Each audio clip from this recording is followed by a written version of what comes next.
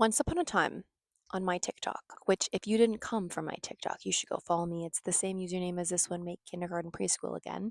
But once on my TikTok, somebody commented on a video that kind of popped off and they said, you should talk about things that actually matter, like racism and sexism and inequalities in our economy, as if the oppression of children doesn't matter. As if that just doesn't matter at all. That's not a big deal. As if the inequalities in our school system don't negatively affect them or their lives as they grow up to be adults. Because children, my friends, let's remember, children grow up to be adults, and their past affects the way they grow up and who they grow up to be. Children not having play, that is a trivial matter. That doesn't matter. Talk about grown up things. And this just goes to show how little people understand children, how little people understand what is happening with our children, the importance of play, and the inequities that are happening within our school system. Because I would like to believe that if they did understand those things, then they would care. And they would know that that is something worth talking about.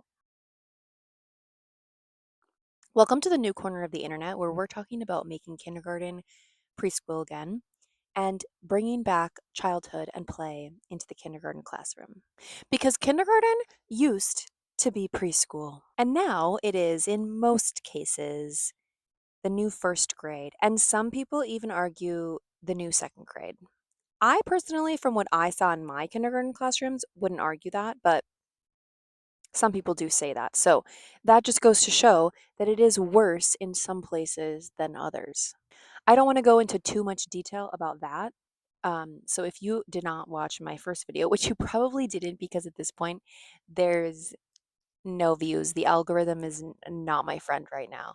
Um, you should go watch that because I went into more detail of what the new kindergarten looks like versus the old kindergarten if you are not aware. But long story short, the kindergarten expectations over the last few decades have changed a lot.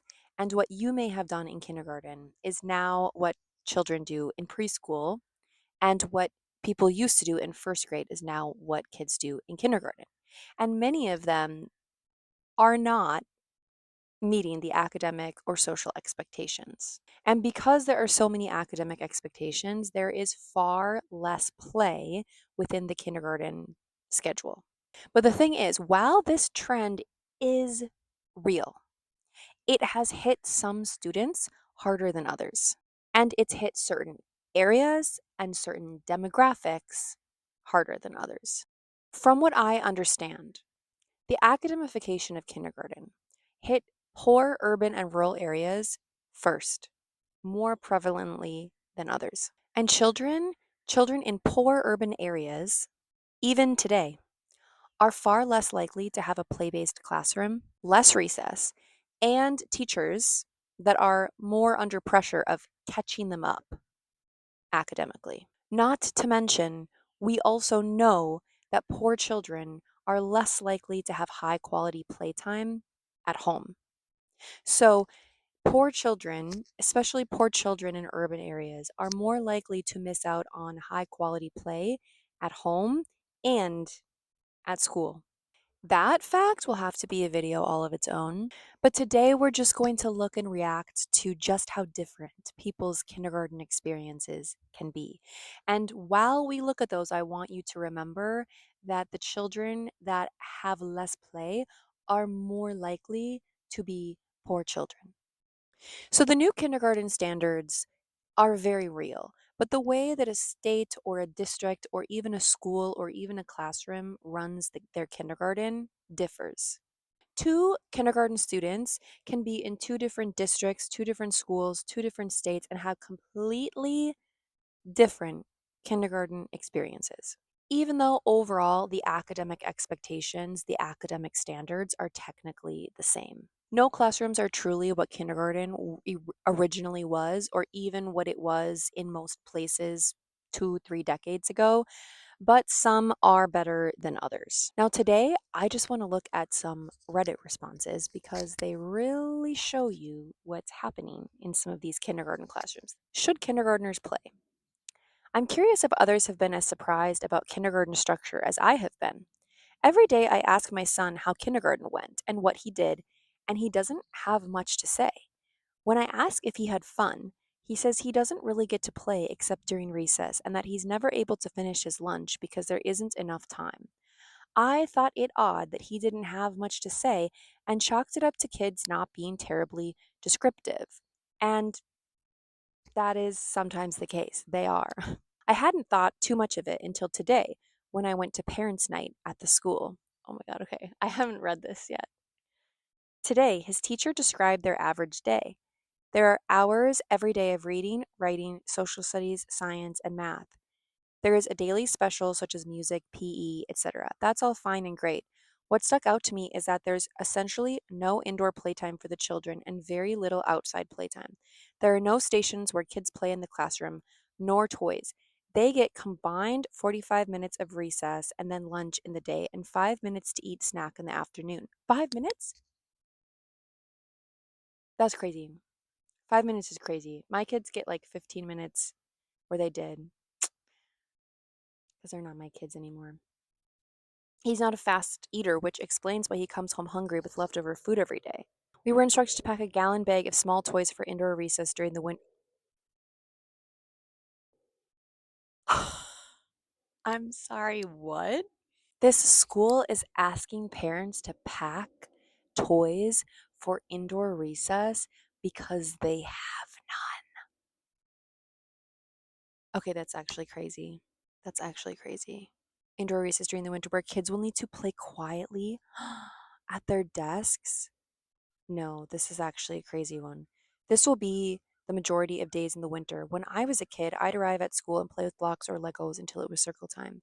Some classrooms do still do stuff like that, but it's like kind of like what she's talking about, where you'll have like a morning bin and then you just sit at your table and play quietly in the morning. It's not like true playtime most of the time. When I drop my son off in the morning, he's expected to go to his desk and start on worksheets until class starts. Am I crazy that this seems weird? Or is this the norm nowadays? I completely understand why my son isn't as excited to go to school every day as I was. And that's a real bummer. Yes, it is, ma'am. Yes, it is. Oh my God. And there's only 12 kids in their class. There's no excuse to not have these kids playing. There's no excuse to not have playtime in the morning when there's only 12 of them. You can't even argue that it's hard to manage. Now let's look at the comments and let's see how many different responses we see. My kids' teacher said during Meet the Teacher that they are kindergartners and they will play lots every day. My kids' class has little play kitchen, play washer, dryer, dolls, building blocks, magnet tiles, and lots of other toys. Children should play, and they do learn through play. Yes. We see one classroom that has no play and no toys, even for indoor recess, and then another that has a kitchen set, blocks, magnet tiles, dolls, and that they play every single day. Already, two very different experiences. A response: oh man, I wish our local schools were like this. Kindergartners have no free playtime or toys in the classroom. They get homework, and it's 100% academics all day except for the dedicated 30-minute recess time. And then someone responds to that person and agrees and says, I had such a hard time with this when my daughter first started. I still do, but it's how the public schools are here. Yes, let's all just roll over and die. Roll over, give up. This is just the way things are now. And the comment that I talked about at the beginning of this video, oh, talk about things that really matter. I'll also get a lot of responses like, talk about things you can change. This is just the way things are now. We can't change it. Why are you even wasting your time talking about this? I refuse to roll over and give up. I refuse.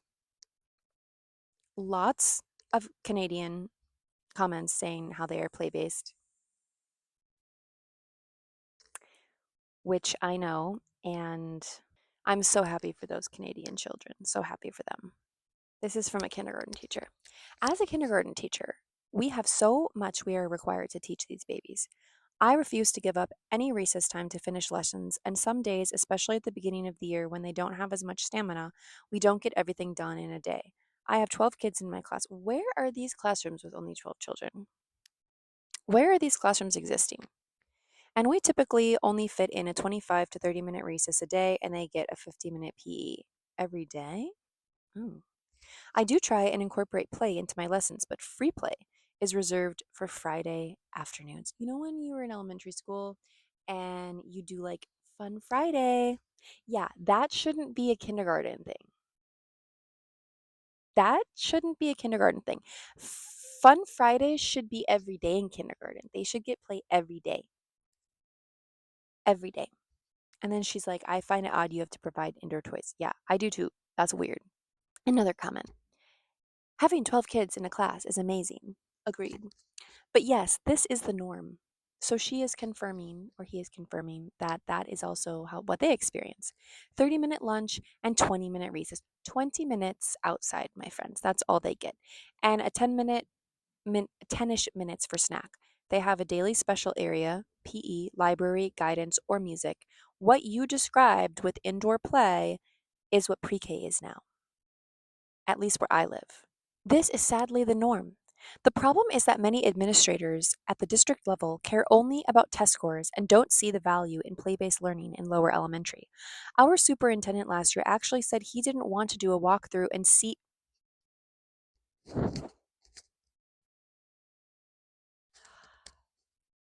You guys, this is like one of the threads I didn't read through already. Ooh, it's not a good one.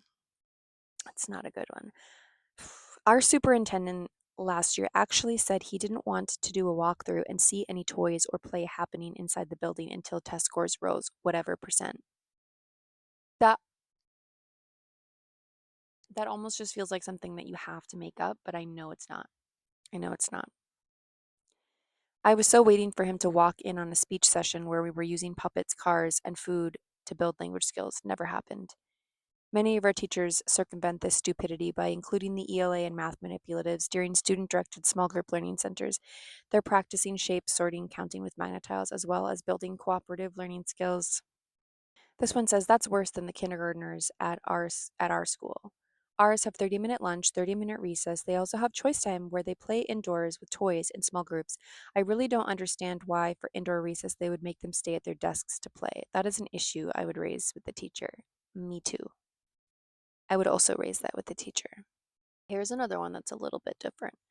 My kid's kinder has 26 kids. Whew! They start the day with morning work at a desk, and then they go to the carpet to start correcting spelling and capitalization mistakes in sentences. Yeah, because we're writing multiple sentences in kindergarten now. Yeah.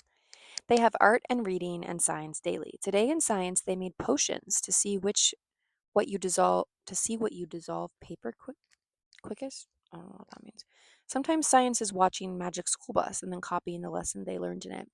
They also have a morning snack and recess, which is a total of 30 minutes, and then lunch, which is 45 minutes. Ooh, I have never seen a 45-minute lunch. That's pretty cool. They get rowdy after a while, though. They do. They get choice time at the end of the day for about 45 minutes where they get to play with class toys. Kitchen, Barbies, cars, blocks, coloring, plus 15 minutes of being read to before that. Once a week, they go to the library and the garden. Oh, wow. See, this is a kindergarten that's like one of the better ones. But the sad thing is that the definition of a better one is that they get to go to a garden once a week and they play for 45 minutes a day.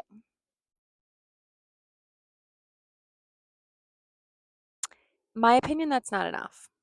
I'm going to end this video here, but the moral of this story is that when we talk about kindergarten having not enough play, it's wildly inconsistent. There are friends.